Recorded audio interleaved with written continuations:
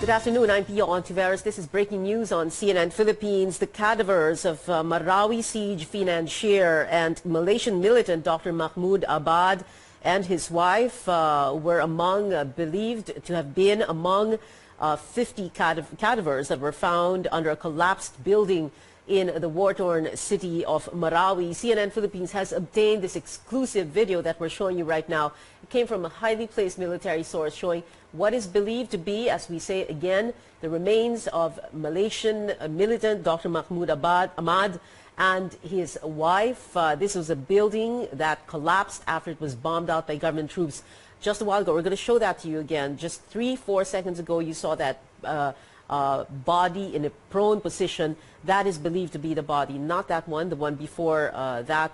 That is believed to be the body of Dr. Mahmud Ahmad. The source said the body of a woman was beside it. However, you cannot see it on the video. Those bodies, you can see at least 3. This is the body that is supposed to have been, that is believed by the AFP to be the body of Mahmud Ahmad, the Marawi siege financier, and the Malaysian militant. Many times in the last few days, few weeks, we have heard President Duterte speaking about this man. Also, the highest officials of the Defense Department and the Armed Forces talking about Dr. Mahmud Ahmad. The video runs for about 1 minute. It shows, it's a video of the under part of a collapsed building in Marawi. That building was apparently the target, one of the targets of the airstrikes that we had seen in the last 5 months. That video also showing Mahmud Ahmad, bodies believed to be that of Mahmud Ahmad and his wife, and also according to the source who gave this video to us, these bodies were identified to be that of Mahmud Ahmad by 4 hostages and the aide of Omar MAUTE, who was said to have been wounded and was said to have been there also. Also, in just a bit, we're going to show you a letter that was retrieved by the troops beside that body that is believed to be that of Dr. Mahmud Ahmad. That letter is going to be shown to you in just a bit. It is handwritten. It is believed by the troops to be a letter written by Dr. Mahmud Ahmad to his wife. There's a sprinkling of Filipino language in it. Basically, he's just saying that he hopes that his wife is, who is, as he says, pregnant, that his wife is doing all right, trying to comfort her. He also talks about how everything is hopefully is going to be all right. He signs it by saying, and he signs it by saying, "Love you," as we can see, "Love you, my beloved wife Humaira," from baby cry and then Doc. AFP sources telling us that they believe this is a letter that was written by Dr. Mahmud Ahmad for his wife. Again, just to repeat, for those who are just joining us now, we're showing you exclusive video of the letter, an exclusive video of what is believed to be the remains, the bodies of Dr. Mahmud Ahmad under a collapsed building. This video taken just a few days ago by military sources. Now, this video was confirmed, authenticated to us by Major General Danilo Pamonag. He is the commander of Joint Task Force Marawi. I spoke to him today just outside the grandstand at Camp Aguinaldo right before the change of command ceremony for the Armed Forces Chief of Staff from General Eduardo Año to Lieutenant General Ray Leonardo Guerrero. I spoke to General Pamonag just as he was ascending the stairs to join that ceremony. We're going to show you that interview right now. Pamonag, I wanted to show you something. If you can tell us if this is the video of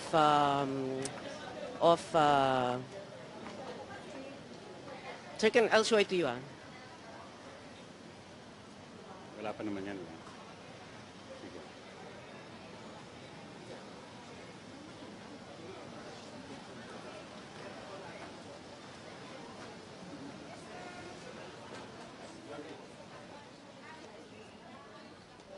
There's a little bit of silence here. I'm just beginning to play the video for General Pamonag. It looks like him. It looks like yung nasasabi sa akin ng mga subordinate commanders ko, may nakuhang mga sulat dyan sa tabi niya. And nakita ko yung letters na yon, signed by Mahmud. Yes. Addressed to? Yung mahal niya sa buhay. Okay. And then, why do you say that it looks like him? Who says it looks like him? Yung feature niya kasi, nung hindi pa ganong decompose, looks like a foreigner. Kaya nasabi nila gano'n. And then, yung last few days kasi, dyan na rin talaga sila nagtatago. So, what building is this? Kung tawagin namin siya is building 1010. 1010. Kasi lahat ng mga buildings doon nilalagyan namin ng numerical designations. Okay. And the body is just under that building. Yes, It's not yes. been recovered. Not yet. So, Because why? napakaliit kasi yan. Parang nasa basement yan, sa baba ng basement. So you need to crawl. And during that time, may mga isa-isang mga putok. So neutralize muna namin yung kalaban. Okay. But the bodies are still there up to now. I see. And you believe that is Mahmud? How Uh, many witnesses are saying na Mahmud? Ito naman based sa assessment lang na aking mga ground commanders. So nakita nila yung body and he looks like a foreigner plus yung letter na nakuha sa tabi niya. So Anything else you can add, sir? But you firmly believe, I mean, General Año, even other officers talking about that they believe that Mahmud is dead. yes, kasi nung nakita namin yan, 3 days before that, meron ng balita na he was one among those who were killed based sa revelation ng mga hostages na nakuha namin. So after that, nung nakita yung kwa na yan, yung video na yan, and nakalapit yung mga ibang mga sundalo, nakita nila na parang foreigner siya. And dyan din yung location na sinabing ng mga hostages na dyan nagtatago si Doc Mahmud. Major General Pamonag authenticating that video taken by military sources of the what is believed to be the remains, the cadavers of Dr. Mahmud Ahmad, the Malaysian financier of the Marawi siege. His name has been mentioned in the last few weeks or last few months ever since the Marawi crisis began on May 23rd when ISIS-inspired MAUTE fighters attacked the city of Marawi. I also interviewed, and just a little bit of a warning, of course, this is just a little bit graphic for those of you who are just joining us now. I also interviewed newly retired General Eduardo Año. I interviewed him before that change of command ceremony earlier this afternoon. He's standing by the military pronouncement that Mahmud Ahmad is dead. Sa amin kasi, what is important is Mahmud is dead. Marawi siege is over, and then we can run after or go after the remaining terrorists in other areas, particularly Sulu Basilan. Thank you very much, sir. Thank you. Let's now speak with security expert Romel Banlawi. Good afternoon, sir. Thank you for joining us. Good afternoon, Tian. Good afternoon to everyone. Well, I'm sure you saw that, Mr. Banlawi, video of what is believed to be the remains, military sources and, well, military officials telling us they believe that these are the remains of Dr. Mahmud Ahmad. Can you tell us what the implications are of his death? Well, the death of Dr. Mahmud Ahmad will give tremendous blow to the IS Central because he's considered to be the main conduit of IS Central in South Asia. He was responsible for training and recruitment of several Southeast Asian fighters to Syria, particularly Malaysians and Indonesians. And the reason why he went to the Philippines in 2014 because his activities was discovered by the Malaysian authorities and he was put on the wanted list. So he went into hiding in southern Philippines to continue his training and recruitment activities. And in fact, one of the major accomplishments of Mahmud Ahmad was to convince one Malaysian to perform suicide bombing in Malaysia. And he was also the one responsible for encouraging Filipino militants to also perform suicide bombing operations in the Philippines because Filipino Muslims have not done this before. So a big blow, sir, to the terrorist groups, any terrorist activities. Kumbaga, in the vernacular, mapipilay sila nito, napilay sila nito. Yeah, in fact, IS is already significantly crippled because of the death of Mahmud Ahmad and other foreign terrorist personalities. But at the same time, that is not a reason for law enforcement authorities to be complacent, because we are still monitoring the activities of other remaining foreign terrorist personalities. Like, for example, we're still asking clarity from the armed forces of the Philippines on the status of another Malaysian foreign terrorist personality by the name of Amin Bako, who is also equally trained by ISIS. And at the same time, we're also asking the armed forces of the Philippines on the status of an Indonesian foreign fighter by the name of Ibn Qayyim. And if these two personalities have not been neutralized, then they will continue to pose threats to Philippine security. Mr. Banawi, do you believe that those are the remains of Dr. Mahmud Ahmad? Because what you have is the armed forces saying that they believe these are the remains of Dr. Mahmud Ahmad based on 4 hostages who gave them that information and the aid of Omar Maute.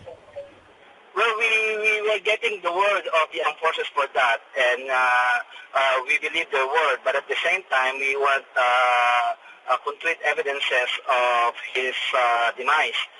But meanwhile, everyone, even in Malaysia and in Indonesia and in the Philippines, many local militants felt sad about that news. But at the same time, we still have to get the evidence of his demise body. So right now, there's already an acceptance that he's already dead. But at the same time, of the lack of physical evidence, still creating doubts for some people. Yeah.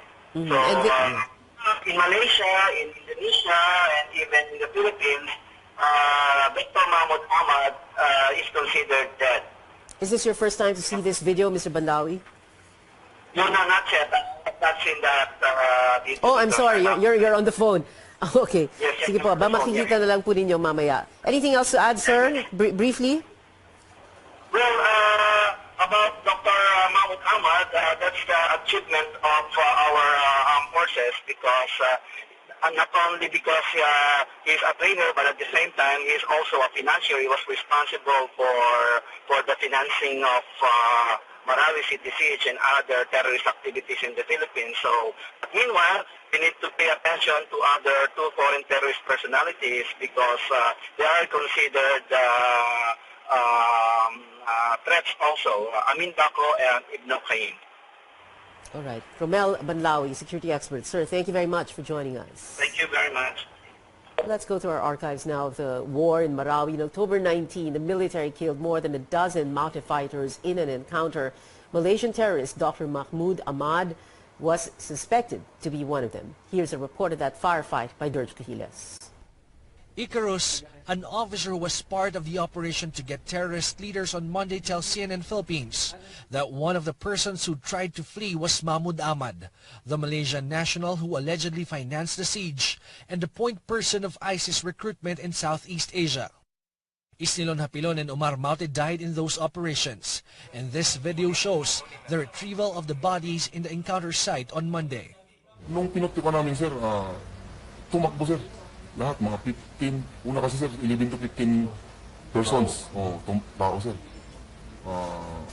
Nainiwala ako, sir, nandun yung doktor na Mahmud. Kasi matangkad, may dalang bata. The military on Thursday says Mahmud Ahmad could be among the 13 MAUTE fighters killed during the overnight operations. Validation process is still ongoing.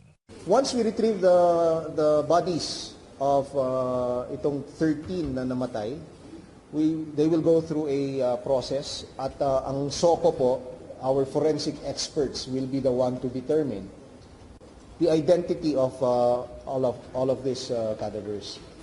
Bronner says 2 civilians were rescued during the operations, and they say the Malaysian terrorist leader was among those killed and buried. There was a belief na nandun po siya among the fighters, remaining fighters. At it was also revealed by the hostages who were rescued last night. After killing 13 fighters, the military refused to give details as to how many stragglers remain in their less than 1 hectare defense position. Authorities add, after Marawi's declaration of liberation on Tuesday, they are no longer setting targets to finish the last remaining MAUTE fighters, but they promise it will happen soon. From Marawi City, George Giles, CNN Philippines. Now that piece by George Giles aired on the same day of the encounter, October 19th. That's about 6-7 days ago. And the next day, President Duterte also spoke about the supposed killing of Ahmad in Marawi. Here's the president in his own words. Tapos yan, hapilon, tapos yung doc, I think he's an Arab.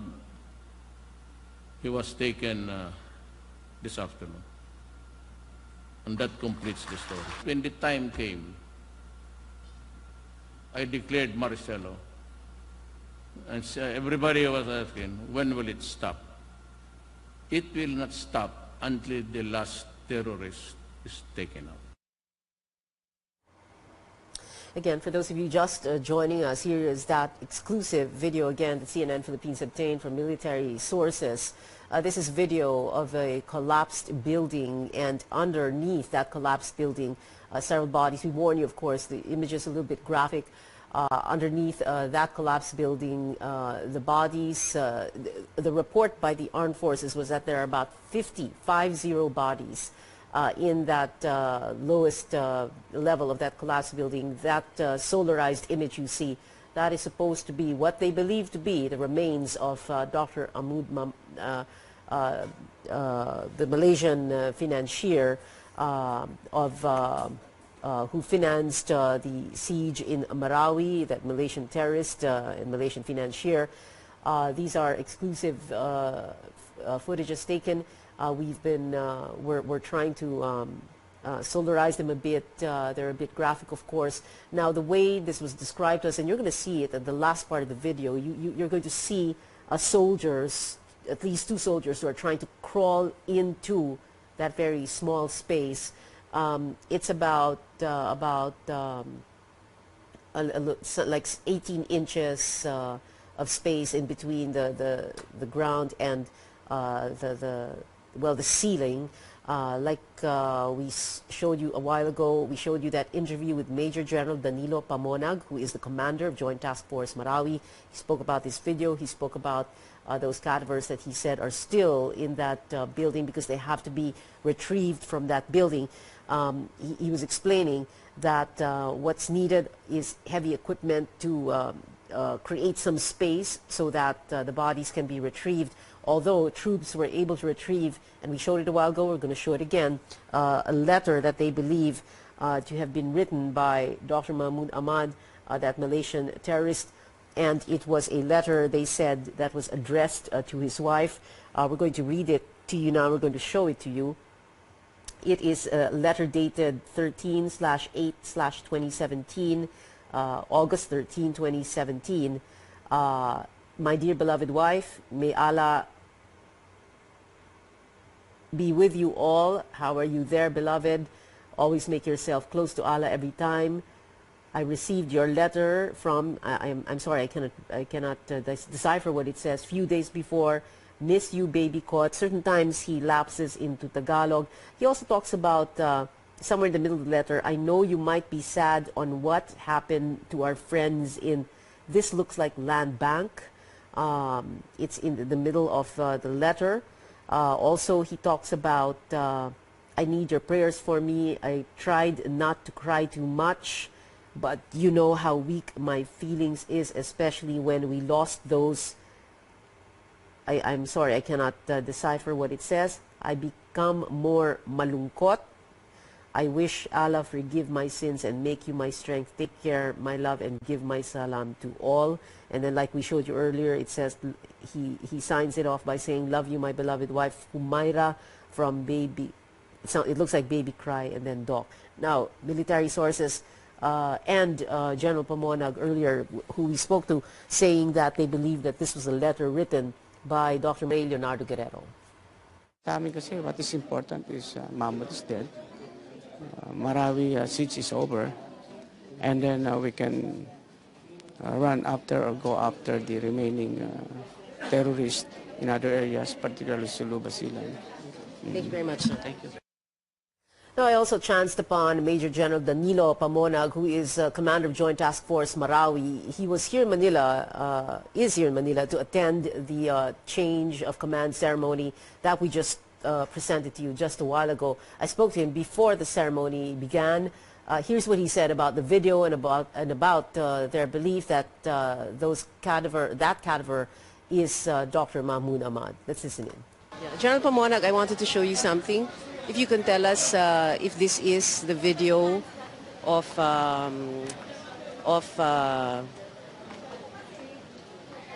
I'll show it to you. Wala pa naman yan.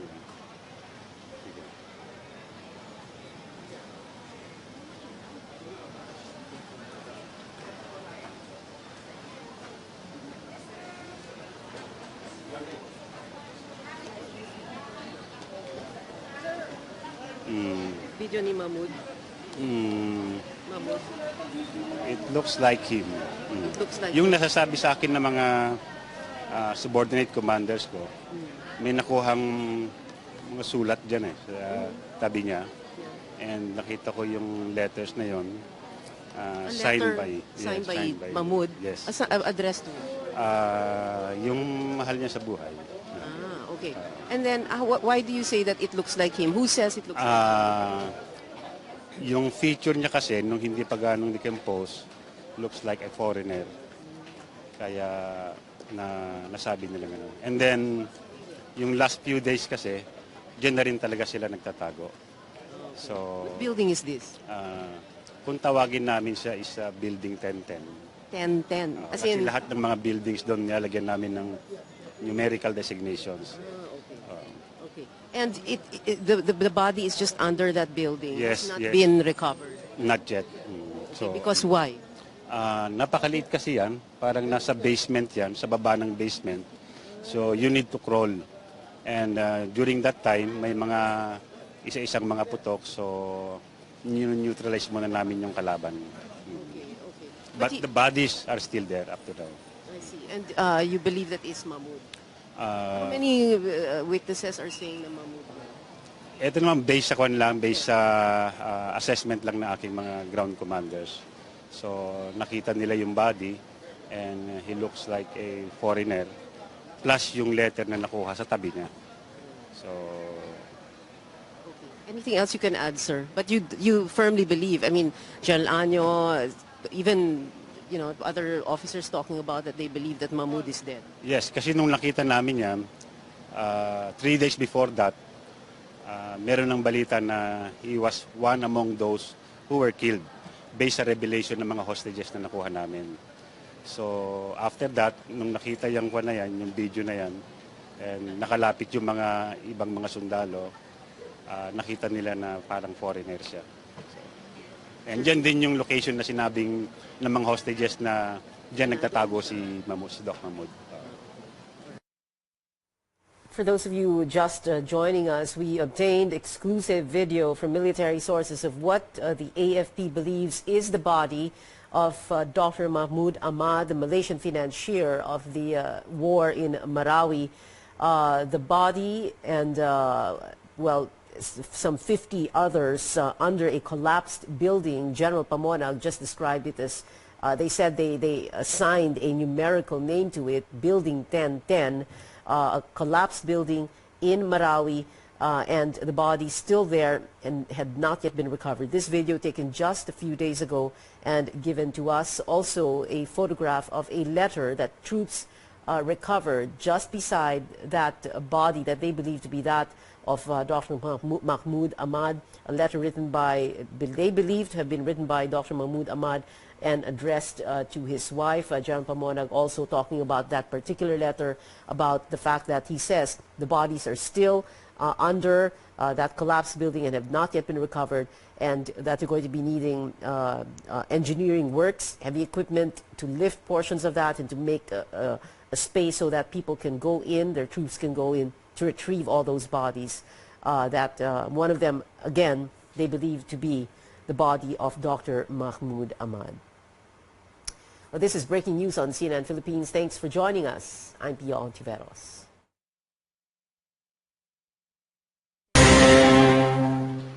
You're back on Starting Gate. Despite President Duterte's harsh rhetoric, several European clean tech firms are in Manila to look for business partners. Bev Natividad has all the details. Compact is a green technology company which specializes in racking solutions for solar PV modules. Headquartered in Austria, they've traveled all the way to Manila to look for local partners in a bid to expand their ASEAN footprint. We are looking for new partners here, like distributors, developers, but also partners in terms of logistic partners, law companies who can help us here bringing our footstep in. And of course, the next step for us will be having a warehouse here, providing our products through shipping partners, through distribution channels, and hopefully also open a legal entity here very soon. Compact's racking solutions are changing the landscape of solar PV installations, extending their life to 25 years and making them resistant even to typhoons. Compact does around 3,000 projects a year all over the world with prominent clients including IKEA and Aldi. It already has offices in the U.S. and Singapore and is now seeing tremendous opportunities in this part of the world. You guys have very good incentives for this region, a very good market, I hope so, in the future. The whole ASEAN or APEX area, correct me if I'm wrong, next to China is around 600-700 million people, and that's huge. I mean, if we compare that to Europe and the United States, it's both together, you know, and it's just ASEAN. It's not China, so, and not Australia, and so that means for us, the whole area, ASEAN, and next Japan, China, Australia, is huge for us, and we see a lot of growth potential here for us next to Europe and the United States. Ecotricity, on the other hand, is a clean power producer in the UK and is also a manufacturer of small wind turbines for the global market. This clean tech firm is in the market for Philippine distributors.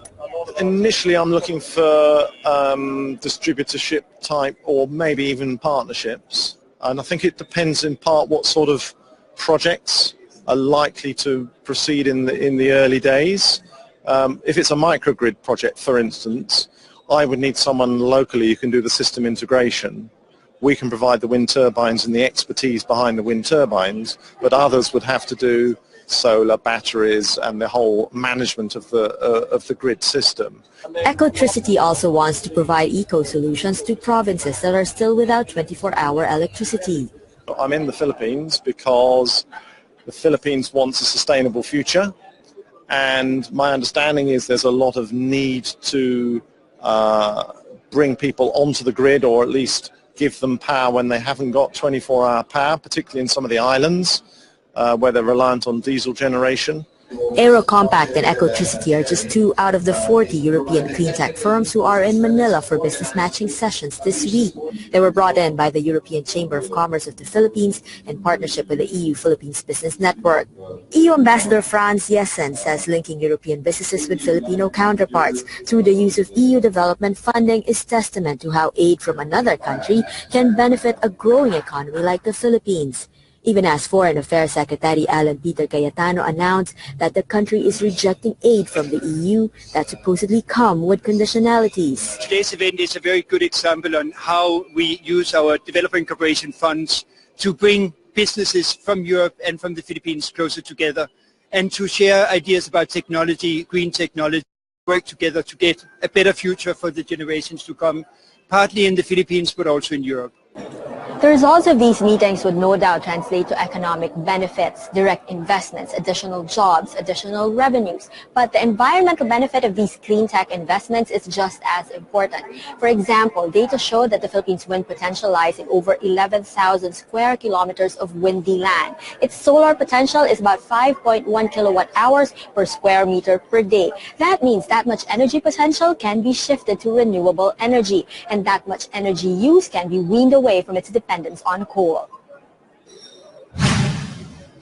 At that same event, EU Ambassador Jessen said the decision of the Philippines about aid from the European Union is not yet final. President Duterte has said that the country will reject grants from the European Union because it keeps on criticizing his drug war.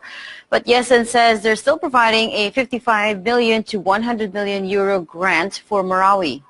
I don't think a final decision has been taken on this matter because I think there's still some misunderstandings that need to be cleared out of the way before a final decision will be taken. And I'm optimistic that at the end of the day, good sense will prevail. We have had development cooperation with the Philippines for 35 years.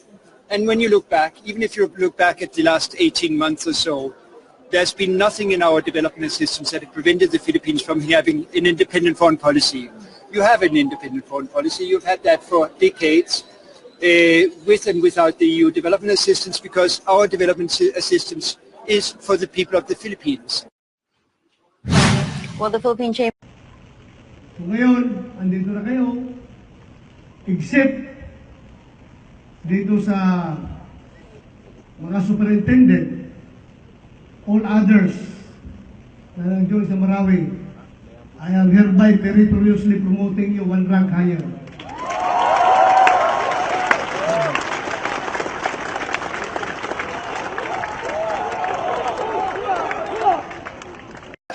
With two staff, I hear here.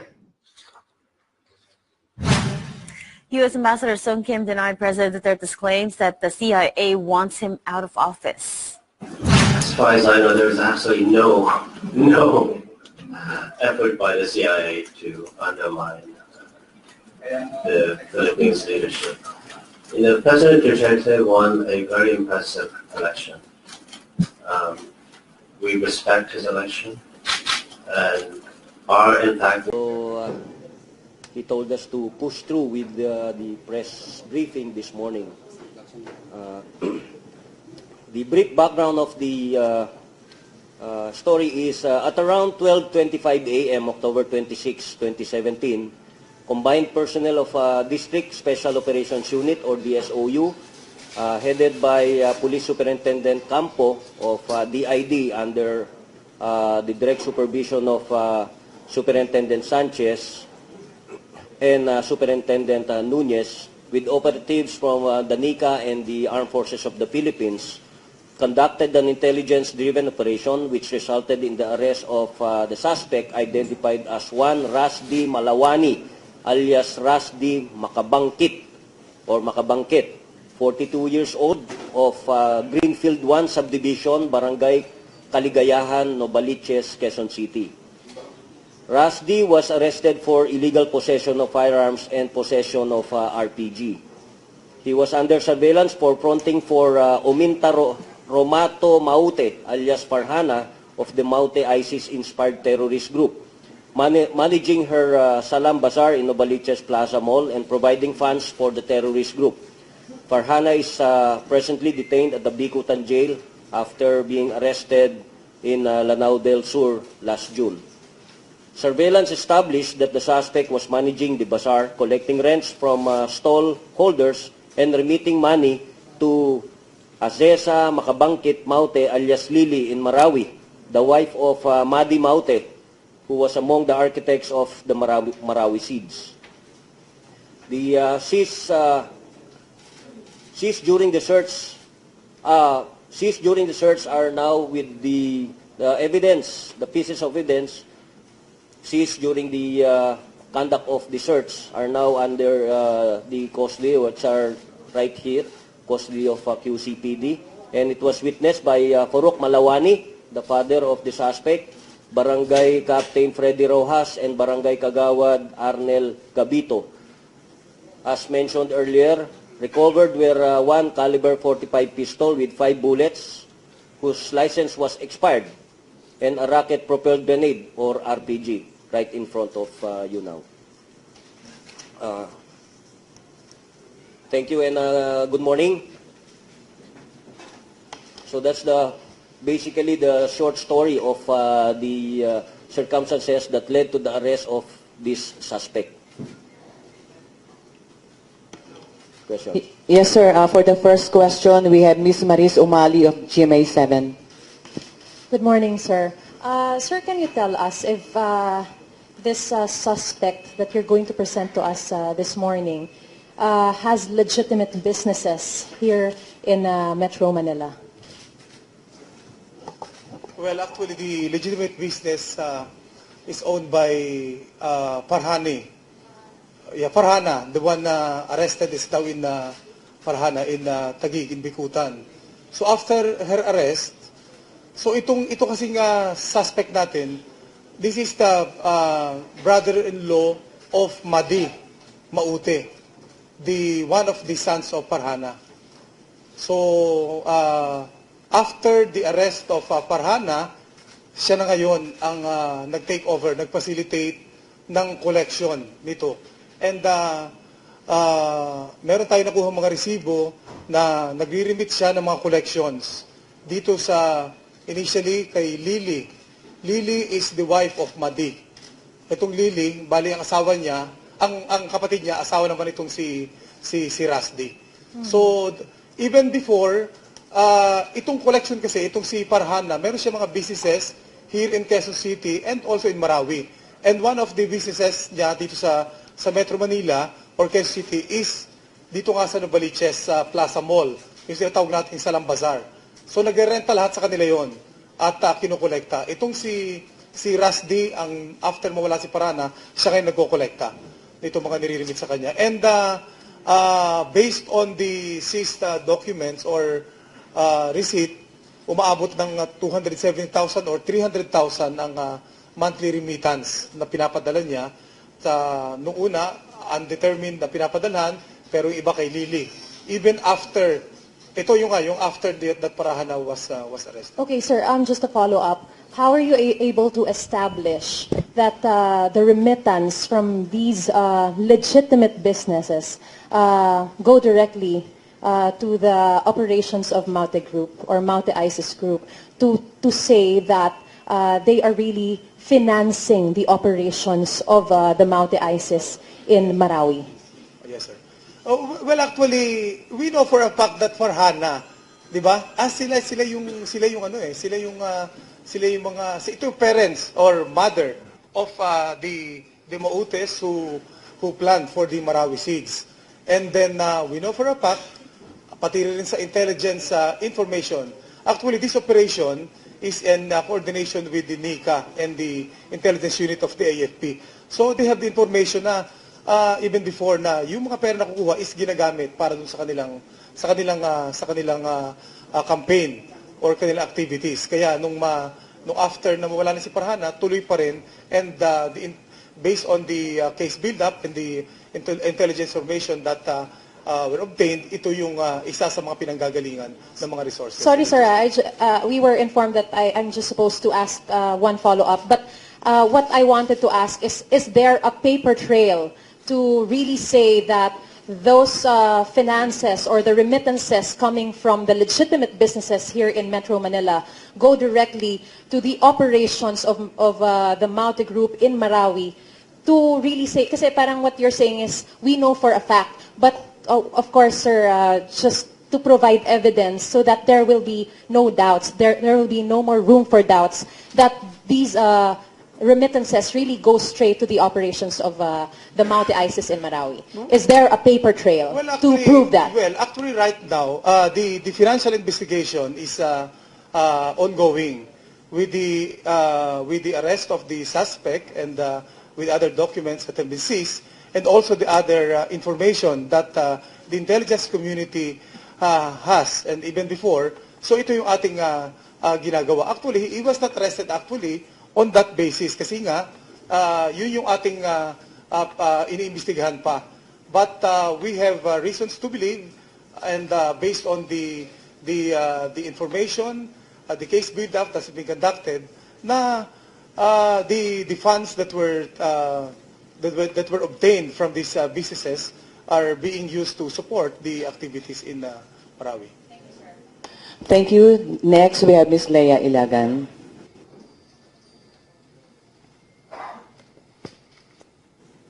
Good afternoon, sir.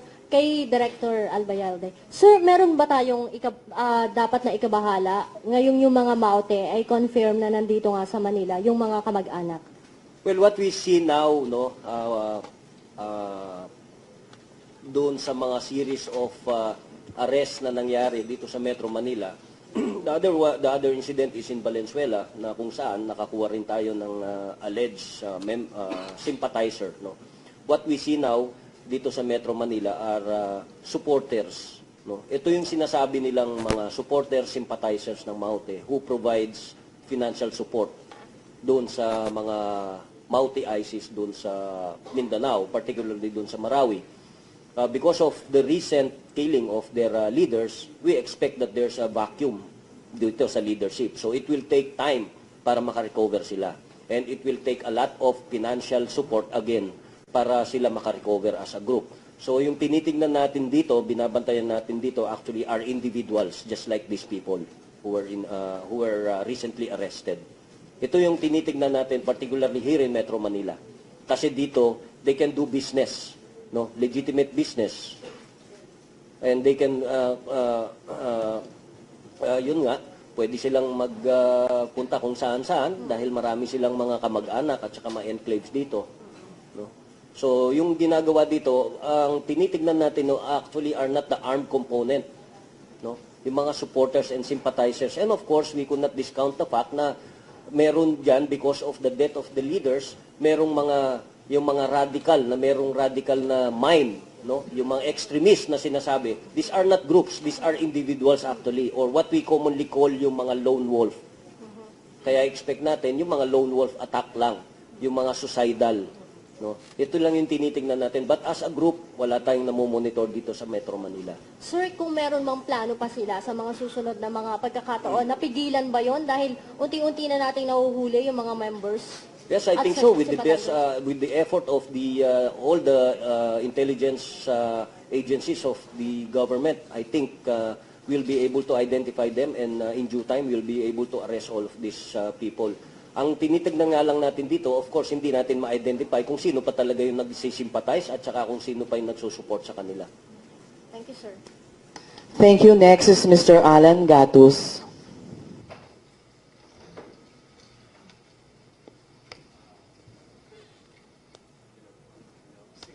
Hello. Ayan.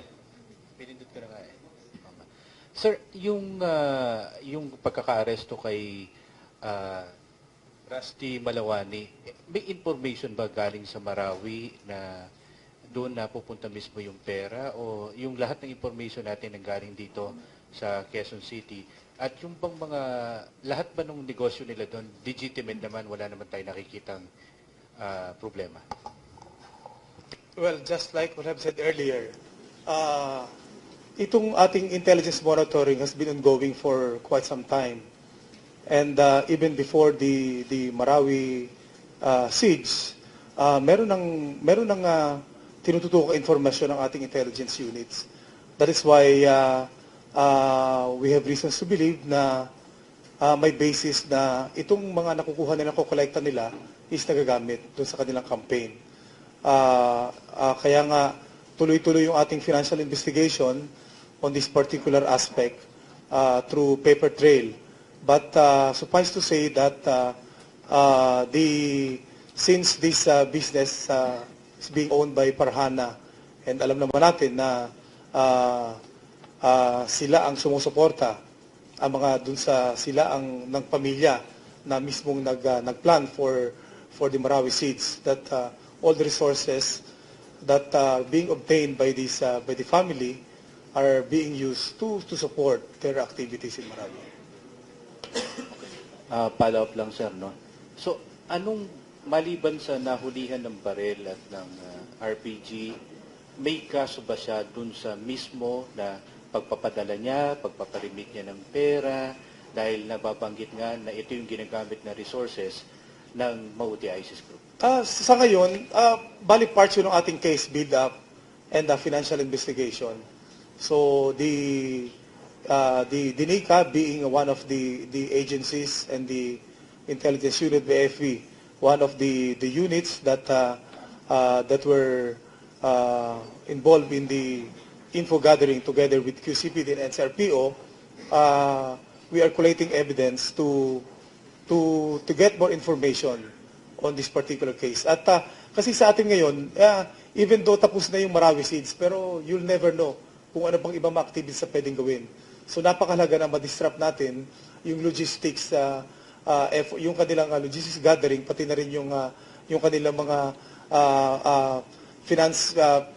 financial resources, so that mapigil natin kung ano may ibang plano. And with this arrest, we are confident na more information could be obtained from him and through the documents that we have seized, so that mayroon tayong ibang mga personalities pang ma-follow up, malaman natin who are the other personalities probably involved or pwede pang maging involved sa pagpapalakas ulit nila now that itong mga bulk ng mga personalities sa Marawi ay na-neutralize na. Thank you. Next, Mr. Gert Cahiles, CNN Philippines. Sir, good morning. George Cahiles po, CNN. Sir, clarification lang po, sir. Is the person we arrested a member of the MAUTE group? Or, kasi ang binabanggit lang natin dito is he's fronting for Farhana to collect money. Thank you. Yes, lumalabas, supporter lang ito. He's not, kung tatawagin natin, an armed member, hindi siya talaga, he's a supporter. Parang isa ito sa mga financial, source, no? Ito yung nagbibigay ng financial support sa kanila. No? And ito yung katiwala ni Farhana. Ano yung endgame natin dito? To file a rebellion case against him if we will be able to find out na talagang... Well, ang una-una, napailan na siya ng kaso for illegal possession of firearms and explosives. So, if evidence or warrants that he can be we can file a rebellion case against him, then pwede naman dagdagan yon. And of course, kung ano pa, pag lumabas yung ebidensya. As of this time, kung ano lang muna ang nakuha sa kanya doon sa nung kinandak yung search. Next, Mr. Henry Atuelan, DZMM.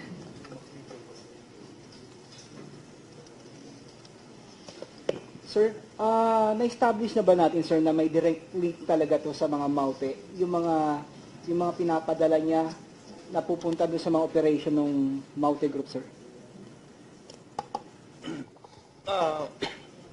The subject is ang brother-in-law niya, itong si Madi, isa sa mga anak. And isang anak ng mga MAUTE.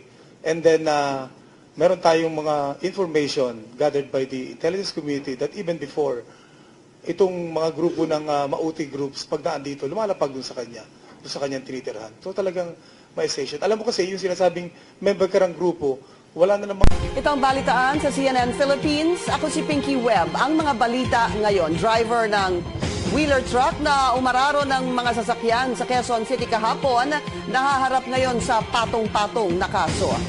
Mga nanuntok at nagpaddle sa initiation rites ni Horacio Atio Castillo III, pinangalanan ng isa sa mga miyembro ng Aegis Juris Fraternity. At paghahanda sa nalalapit na undas, kasado na.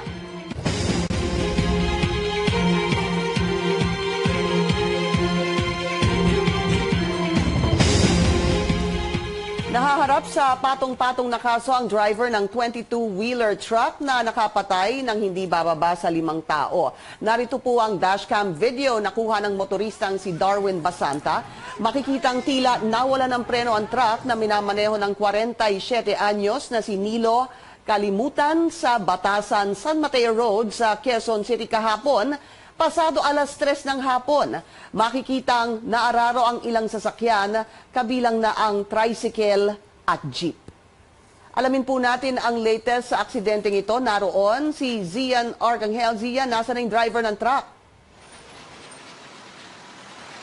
Pinky, 3 kaso nga ang kinakaharap ng driver ng 22-wheeler truck na bumangga sa 5 sasakyan dito sa San Mateo Road sa Batasan kahapon. Ito ang mga kasong reckless imprudence resulting in multiple homicide, multiple physical injuries and damage to property. Sabi ni PO2 Enrico Viterbo, ang investigador ng insidente, susubukan nilang maisampa ang mga kaso laban kay Nilo Katapusan sa Quezon City Prosecutor's Office ngayong hapon. Ito ay kung matatapos nila ang report at makukuha ang ilan pang impormasyon na may kinalaman sa insidente. Sa ngayon ay nakakulong si Katapusan sa QCPD Traffic Sector 5.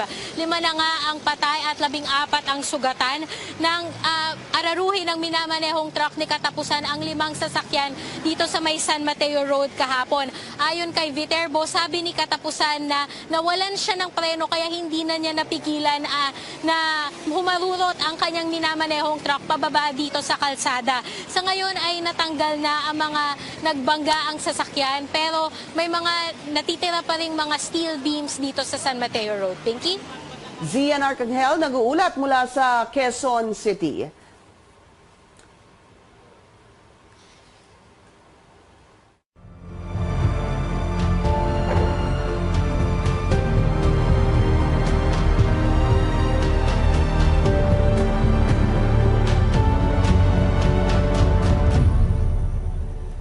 Napasa kamay ng CNN Philippines ang isang eksklusibong video kung saan makikita ang bangkay ng pinaniwalaang Malaysian terrorist at financier ng MAUTE Group na si Dr. Mahmud Ahmad. Nakita ang katawan na pinaniniwalaang si Ahmad sa ilalim ng isang building na gumuho sa Marawi. Kinumpirma ni Joint Task Force Marawi Commander Danilo Pamonag na posibleng si Ahmad nga ang nasa video. Ito ang kanyang sinabi sa aming chief correspondent na si Pia Ontiveros. It looks like him. Yung feature niya kasi, nung hindi pa ganong decompose, looks like a foreigner. Kaya nasabi nila gano'n. And then, yung last few days kasi, dyan na rin talaga sila nagtatago. So, what building is this? Kung tawagin namin siya is building 1010. 1010. Kasi lahat ng mga buildings doon nilalagyan namin ng numerical designations. Okay. And the body is just under that building. Yes, it's not yes. been recovered. Not yet. Naunang napaulat na kabilang si Ahmad sa mga napatay sa opensiba ng militar sa grupong MAUTE noong October 19. Kasama naman sa mga nakuha sa debris ang isang sulat na pirmado ni Ahmad para sa kanyang asawang si Humaira. Sinabi ni Ahmad sa sulat, "Pray for the best of all and don't worry about our baby in your tummy. Allah will protect us if He wills." Hiningi rin niya ang dasal ng asawa, anya, "I wish Allah forgive my sins and make you my strength." Pinirmahan niya ito ng Baby Cry Doc. August 18 ang petsa sa sulat. Nagbabala si Pangulong Rodrigo Duterte sa posibleng paghihiganti matapos ang pagkakapatay sa mga leader ng Marawi siege. Sa kabila ito ng unti-unting pagbabalik sa normal ng sitwasyon sa syudad, isang linggo matapos ang pagdedeklara ng liberation ng Marawi. The fighting has ended officially about a week ago, but may I just remind you to be vigilant and always aware that extremism is the problem of the planet today. And retaliation and vengeance is not far-fetched. So that you might want to just also be ready, not at this time, but to, I said, raise your awareness of how dangerous the world is today. Sa kanyang talumpati sa 6th Philippine Professional Summit sa Maynila, inamin ng Pangulo na nangangamba siya na posibleng maulit ang naging bayolenteng pag-atake noong Mayo. In the sense that they might opt to yung lone wolf na naman. Because they have tried massive violent activity and they were defeated. And they might, I said, opt to something more than just like a similar violent experimentation with the lone wolf. So yung mga truck na you plow in, the drive into a crowd and just kill anybody. At dahil daw sa mga terrorist attack, sinabi ng Pangulo na ang pinakaligtas na lugar ay ang South America at ang Europa naman daw ang pinakamapanganib. The safest place to visit now would really be South America. Europe is a very dangerous place to visit. You would not know whether it's a lone wolf or a ton of explosives. Sinabi ng Pangulong Duterte kamakailan na hindi natatanggap ang Pilipinas ng anumang ayuda galing sa European Union o EU. Malaki ang ginampan ng papel ng mga armored vehicles ng militar sa bakbakan sa Marawi. Ngunit sa tuwing nasisira ang mga sasakyan, ilang mekaniko ang kumukumpuni nito. Nakausap ng aming correspondent na si George Cahiles ang isa sa kanila, ang lady officer na si Captain Jovita Buklat. Maririnig ang malalakas sa pagsabog at palitan ng putok habang inaayos sa mga sundalong mekaniko ang mga nasirang armored vehicles sa main battle area sa Marawi. Ganito naging buhay ng grupo ni Captain Jovita Buklat sa loob ng halos 5 buwang giyera. Kinukumpuni nila ang mga sirang armored vehicles sa gitna ng bakbakan o minsan kahit na umuulan. Mga first month kasi yan na yung natatamaan ng sniper, then RPG. So yun yung naagapan na nare-repair ng ating mekaniko. Sa isang parte ng lungsod, malaki ang kontribusyon ng mga armored vehicle lalo na sa pagpasok sa mga kuta ng kalaban. Lalo pat na paghandaan ng mga miyembro ng MAUTE ang paglusob sa lungsod gamit ang matataas na kalibre ng baril at pampasabog. Malaking tulong para sa mga tropa ang suporta buhat sa mga armored unit sa kanilang operasyon. At sa pagsasagawa ng kanilang misyon, hindi maiiwasang magkakaaberya ang mga sasakyan at dyan pumapasok ang mga sundalong mekaniko. Normal naman siguro na may kaba pero syempre may kumpiyansa ka kasi alam mo na nandiyon yung kasamahan mo na nagbibigay ng fire support para protektahan yung mekaniko natin na mag-repair or mag-recover sa mga nade-detract or nababalahaw na armored vehicle natin. Isa si Captain Buklat sa pinakaunang babaeng opisyal na militar sa loob ng main battle area. Sa bigat ng kanyang tungkulin, nagpapasalamat siya na pinagtiwalaan siya ng kanyang mga commander. Ayon sa babaeng opisyal, trinato siyang kapantay ng mga kasamahan niyang lalaki. Yung role ko, hindi nila ako tinignan as babae. Although, babae ako pero respeto nila at binigyan nila ako ng pagkakataon na gawin ko or gampanan ko yung trabaho ko bilang isang CEO ng Forward Sport Company at to lead my men. Sa loob ng 13 taon niya sa panunungkulan bilang sundalo, para kay Buklat, ang Marawi Siege na ang pinakamabigat na trabahong hinarap niya. Ngunit dahil sa misyong ito, handa na siyang tumanggap pa ng mas mabigat na tungkulin sa hinaharap. George Cahiles, CNN Philippines. At susunod, mga miyembro ng Aegis Juris Fraternity na sangkot sa initiation rites ni Atio Castillo III, ikinanta ng isa sa kanilang mga miyembro. At mga preparasyon sa nalalapit na undas, lagay ng mga biyahe at seguridad, alamin sa pagbabalik ng balitaan.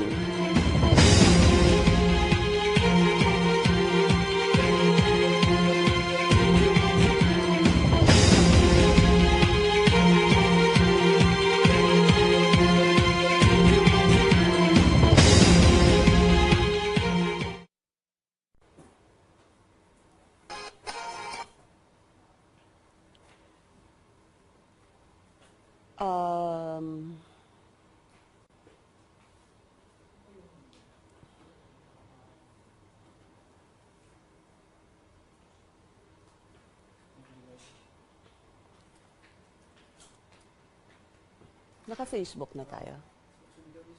Yes. Ang una kong babatiin si Anjo Kagmat Alimario. Hi, Anjo. From San Antonio with love, Pet Malu, sabi ni Teo Plaza Docor, Jong Suika Generale Ata. Hi, Pinky. Hello, happy Friday sa inyong lahat. Malapit na mag-weekend. Sandali lamang magre-refresh tayo. Ika nga niya, Jack Ma ng Alibaba. Mahina ang internet. The internet in the Philippines is not good. Yun ba yung exact words niya? Yun ba yung exact words niya? Sandali, hanapin nga natin.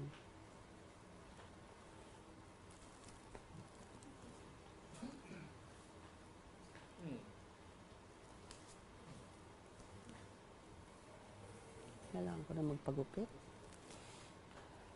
Shout out from Cebu. Ay, totoo. Finnegan Roque. Hindi ko naman pwede sabihin yun. Baka nakikinig yung girlfriend mo. Watching from LA, Oscar Uy Trazo. And George Dino from Los Angeles, California. Maria Princess Diana Tamaya watching from South Korea. Melvin Soledad Reyes. Hi, watching from New Zealand. Meron po akong kakilalang pupunta dyan sa Monday. Last 20 seconds. Okay.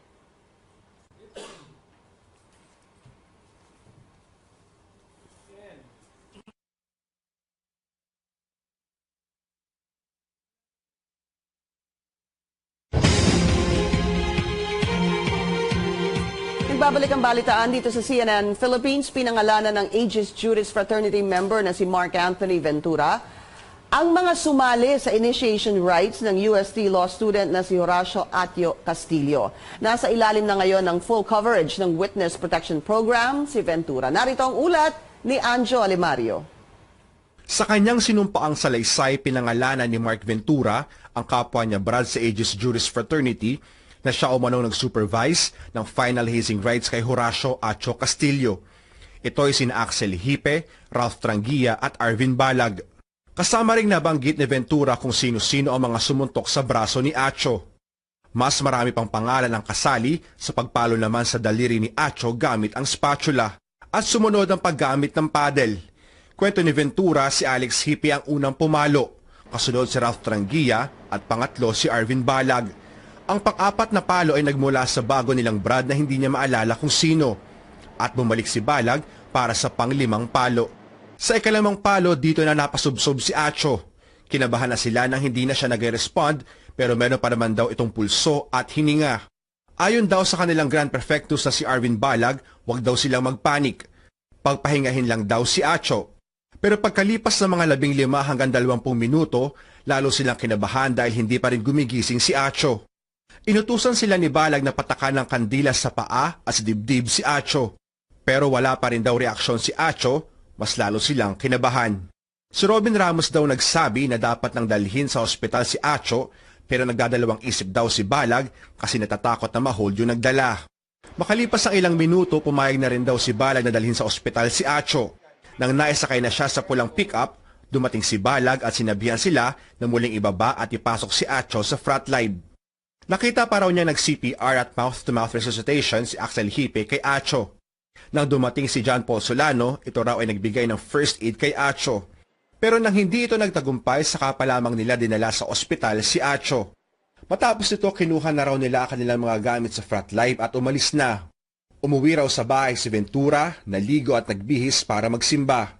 Habang nasa simbahan, nabasa niya ang message ni Balag sa Facebook Messenger group nila na Code of Silence, deactivate muna kayo. At sinunod naman ito ni Ventura. Anjo Alimario, CNN Philippines. Asahan po ang katamtaman hanggang sa malalakas na mga pag-ulan sa hilagang bahagi ng bansa dahil sa severe tropical storm Kedan. Ayon po sa Pag-asa, huli itong namataan sa 795 kilometers sa silangang bahagi ng Basco, Batanes. Kung magtutuloy-tuloy ang kilos nito pahilaga, inaasahang lalabas na si Kedan ng Philippine Area of Responsibility bukas ng umaga. Bagamat walang direktang epekto sa ating bansa, pinaiigting ng bagyo ang hangin, kaya tinaasahang magiging maalon pa rin ang mga karagatan sa bahagi ng Luzon. Asahan din ang kalat-kalat na mga pag-ulan at thunderstorms sa ilang bahagi ng bansa ngayong araw sa Zamboanga Peninsula, Northern Mindanao, Caraga at Palawan. Bahagyang maulap na may katamtamang mga pag-ulan naman ang mararanasan sa Ilocos Region, Cordillera, Cagayan Valley, Metro Manila at nalalabing bahagi ng bansa. Itinanghal ang pelikulang Balangiga, Howling Wilderness bilang best film sa katatapos lamang na Q Cinema International Film Festival Awards Night kahapon. Ang naturang pelikula ay kwento ng dalawang bata na tumakas sa pagmamalupit ng mga Amerikano sa kanilang bayan noong 1901. Bukod sa Best Film Award, napanalunan din ng pelikula ang Best Director Award para kay Kevin de la Cruz, Best Actor at Supporting Actor Awards. Ang taunang Q Cinema Film Festival ay ang opisyal na festival ng Quezon City na nagsimula pa noong 2013. Mapapanood pa ang mga pelikula sa Q Cinema Film Fest hanggang bukas.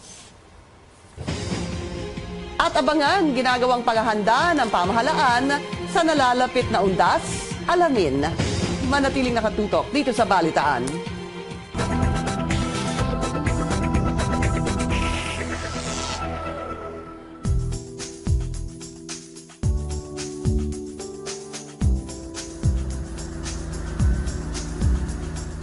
Whitewashed houses, a busy basketball court, and a livelihood from the sea. New Carinay in Atimonan, Quezon looks like your average Filipino neighborhood. But residents of the seaside community credits its growth to an upcoming coal power plant. Its neighbor Mauban is also home to a 460-megawatt coal power plant, which locals say supports their economy. Tulad ngayon, marami pong trabaho mga tao. May mga nabili. Dahil kung walang trabaho, wala pong bumibili. Wala pong sila, wala silang pambili. Katulong din ng hanap buhay ng mga tao dito para makatulong din yung mga nakaplanta, yung mga subcon, makatulong din dito sa ng Mauban. In Atimonan, this 130-hectare land will be the site of its own 1,200-megawatt plant. Atimonan One Energy is working with former residents in the area to build new homes and provide jobs for them. Mothers like Marites Cordes were given training in masonry and painting so they can work at the plant. Unan, nakinabang na po ako, kaya mas gusto ko po yung mga anak ko makinabang rin. But there is more in store. The people expect to receive about 4 million pesos a year in development projects from the plant's earnings. Di kami po maglulunsad ng maayos na mga project at tuloy-tuloy po yung amin pong gagawin na yan hanggang sa yung aming mga anak ay magmana rin yung amin pong gagawin sa ngayon. The plant management already has an environmental compliance certificate, but the Energy Regulatory Commission still has to release a power sales agreement before a contract is awarded and construction of the plant can begin. If the people in the community are asked, they can't wait for the start of a project that could power their future. Kaya po yung mga tao sa ngayon ay ready na, tinaantay na lang po talaga na maitayo yung power plant.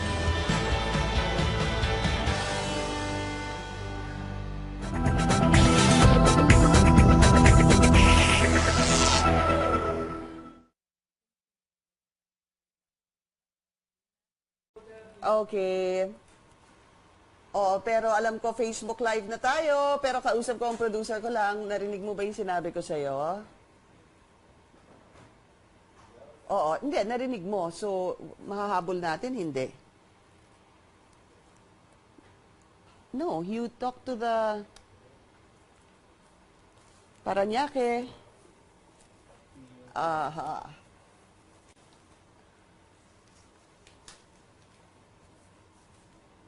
Richard Danaug, from Abu Dhabi, magandang tanghali sa inyong lahat. Watching from Kingdom of Saudi Arabia, dami-dami nating mga kababayan sa Saudi Arabia. Mark Cabalo Mundas. Sandali lang po ha.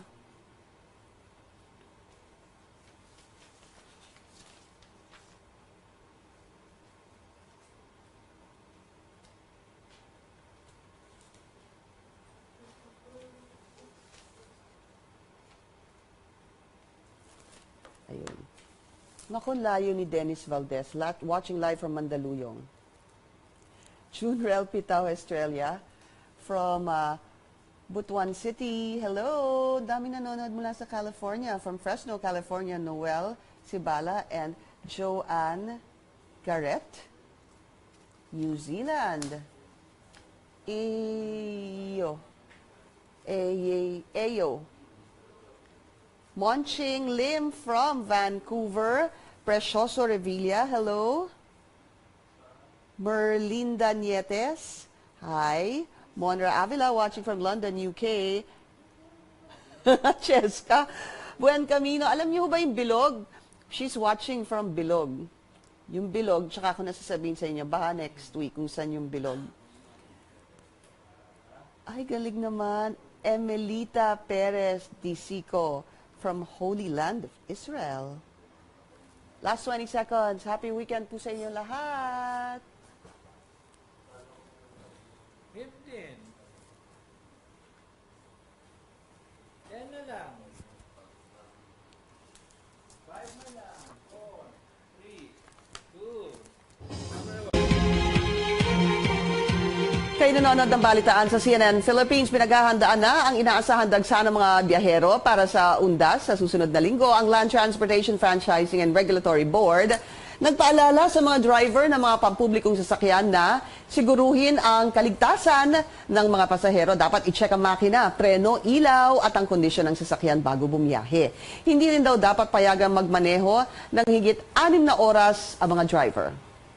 Titiyakin na nasa maayos na disposisyon yung driver, no? Because we have heard cases in a number of occasions, in a number of times before the board, na yung disgrasya is attributed to human error. Higit 3,000 pulis naman ang ikakalat sa Kamaynilaan, lalo na sa mga lugar na dadagsain ng tao sa undas. Nakikipagtulungan din ang pulis sa mga lokal na pamahalaan para sa pagde-deploy ng mga ambulansya at fire trucks para sa mga emergency. We will also establish our advanced command post outside the Manila North Cemetery, and police assistance desk shall also be established in all cemeteries, ports, major bus terminals, churches, and other places of convergence. Kamustahin natin ang lagay ng mga paliparan ngayon. Nasa NAIA Terminal 3 si Claire Yao. Claire, tingnan nga natin, mahaba ba ang pila dyan sa likod mo? Pinky, nagsisimula ng magdatingan ng mga tao dito sa Terminal 3 ng Ninoy Aquino International Airport, isang paliparan ng mga domestic flights. Makikita na yun sa likod ko ang pila papasok ng airport at siguro may nasa 30 hanggang 40 taong nakapila sa gate lamang na ito. Mukhang hahaba palalo ang pila dahil patuloy din ang pagdating ng mga kotseng nagbababa ng pasahero. Inaasahan na sa weekend talaga mapupuno itong NAIA 3. At kumpara sa inaasahang dagsa ng tao bukas at makalawa ay medyo tahimik pa ang mga bagay dito sa NAIA 3 ngayon. Ayon sa mga pasaherong nakausap namin ay mabilis naman ang usad ng pila. Nagkakaproblema lamang sa traffic papunta sa mga paliparan. Okay naman, mukhang hindi pa ganun kadaming tao. Okay pa naman, oo, hindi pa masikip. More than 2 hours. From QC, nakarating kami Manila up to here. Kaya, well, buti na lang umalis kami maaga. So, abot naman sa flight. Iba-iba ang mga pasaherong nandito ngayon sa Terminal 3. May mga lumuluwas sa mga probinsya nila sa Visayas at Mindanao para mabisita ang kailang mga pamilya at bumisita na rin sa mga sementeryo para sa undas. May mga iba namang nagbabakasyon para malubos ang holiday sa Martes at Miyerkules. Inuunahan na nila ang dagsa ng mga tao kaya naka-off na sila ngayong araw na ito, pati na rin sa susunod na Lunes. Sabi nila, mukhang maayos pa ang sitwasyon dito at para sa mga pupunta dito ay wala pa namang aberya. Pero ang payo ay mas mabuti na mauna at magpaaga dito sa Terminal 3 para makapaghanda. Thank you. Tama yan. Maraming salamat. Claire Yao, nag-uulat. Ngayon pa lang ay unti-unti nang dumadagsa naman sa Araneta Bus Terminal ang mga biyahero para sa undas. Narito ang ulat ng aming correspondent na si George Cahiles. Pinaghahandaan na nga ng mga otoridad yung pagdagsa ng mga pasahero dito sa Araneta Center Bus Terminal na uuwi sa kanilang mga probinsya ngayong panahon ng undas. Ngayon, bukod dun sa mga security guards, marami na rin tayong mga nakitang pulis na nakadeploy dito sa lugar upang siguruhin yung kaligtasan ng mga pasahero dito. Sa ngayon, normal pa daw yung bilang ng mga pasahero na nakikita nyo dito kasi itong mga ito ay pauwi ng Visayas pero mamayang hapon, yung mga biyaheng pa Bicol naman daw yung aasahan natin dito sa lugar. Ngayon, mamayang hapon daw at mamayang gabi ay dadami na yung mga pasahero dito kung kaya naman ay yung iba sa mga kababayan natin ay maaga na nag-book ng kanilang mga tickets upang sa gayon ay maiwasan nila yung siksikan ng mga tao dito. Kausapin lang natin yung isa sa mga pasahero dito. Ma'am, magandang umaga po sa inyo. Magandang hapon din po. Ma'am, ano pong pangalan nyo? Marlene. Okay. Ate Marlene, saan po tayo papunta ngayon? Sa Federal Albay. Okay. Ma'am, ano pong mga plano natin sa pag-uwi natin sa Albay? Mamasyal, dadalawin ko yung mga kapatid ko doon sa Bicol. Okay. Ma'am, maaga po tayong nag-book ng ticket nyo at umuwi na ngayon ng Albay. Bakit po ganon? Para di mapasabay sa mga maraming pasahero. Okay. May mga karanasan na po ba kayo nung nakaraan na inabutan yung siksikan ng tao dito? Minsan ganon. Bihag naman kasi ako umuwi ng Bicol eh. Okay. Ma'am, kung may papayo kayo sa mga pasahero natin, ano yon para maiwasan yung siksikan? Dapat magpa-booking na agad para iwas talaga sa maraming pasahero. Okay. Hanggang kailan kayo magbabakasyon na? Mga 1 linggo kami doon. Maraming salamat po. At ngayon, ayon sa pamunuan ng Araneta Center Bus Terminal, may mga tickets pa daw silang naibebenta sa ngayon.